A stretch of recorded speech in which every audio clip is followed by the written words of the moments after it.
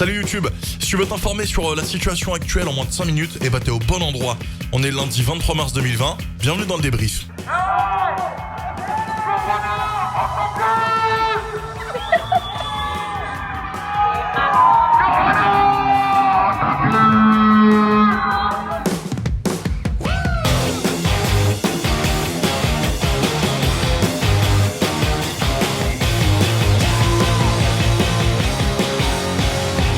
Et comme chaque soir, on va commencer par faire le point sur les chiffres qui nous proviennent des différents ministères de la Santé ainsi que de l'ECDC.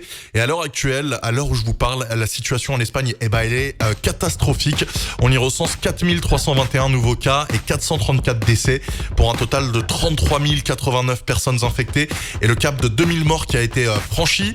On monte un petit peu plus au nord, en Allemagne, avec 3 992 nouveaux malades et 24 morts, ce qui porte à 28 865 le nombre d'infectés et 118 personnes disparues. Autre chiffre à retenir en Allemagne, c'est le 2, puisque c'est désormais officiel. Tout rassemblement de plus de 2 personnes est interdit à travers tout le pays, et ce, pour une durée de 2 semaines minimum. L'Italie, elle souffre toujours avec 4 789 nouveaux cas et 601 décès. Le bilan, il est juste édifiant puisqu'on dénombre 63 927 cas et 6 077 disparus. Et puis enfin, on part en France avec le nombre de nouveaux cas qui s'élève à 3 838 et 186 décès pour un total de 19 856 cas recensés et 860 morts. Ce qu'il fallait retenir de ces dernières 24 heures, c'est tout d'abord ces décès dans le milieu hospitalier. Le nombre de médecins morts du virus en France s'élève désormais à 5. Un médecin urgentiste de Compiègne dans l'Oise, et puis dans le Grand Est, un gynécologue de Mulhouse et 3 médecins généralistes de la région. Olivier Véran, le ministre de la Santé, s'est exprimé à 19h. Il a rendu hommage aux soignants et il a annoncé que toute contamination du personnel sera reconnue comme maladie professionnelle. Emmanuel Macron a dit non. Le président de la République a fermé définitivement la porte à l'option de confinement strict et total, parce que selon lui, en fait, ça pourrait créer une pénurie en approvisionnement, et puis vous connaissez la suite, des émeutes, etc. dans les supermarchés.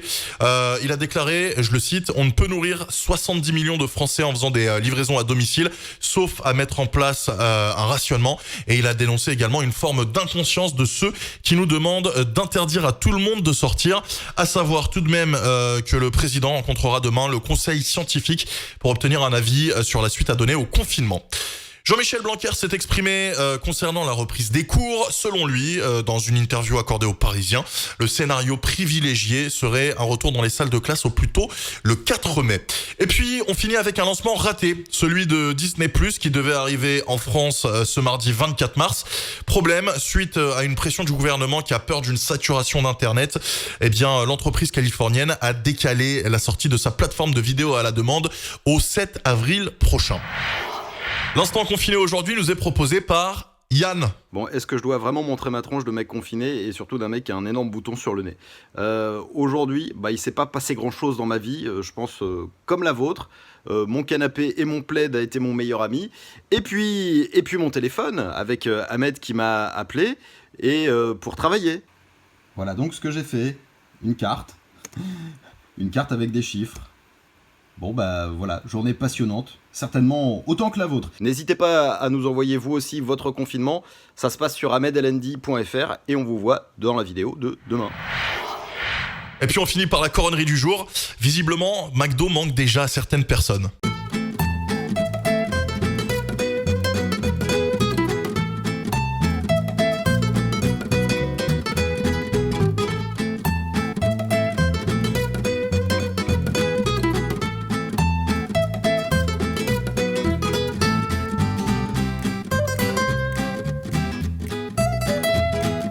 Allez, on se retrouve demain à 21h ici même.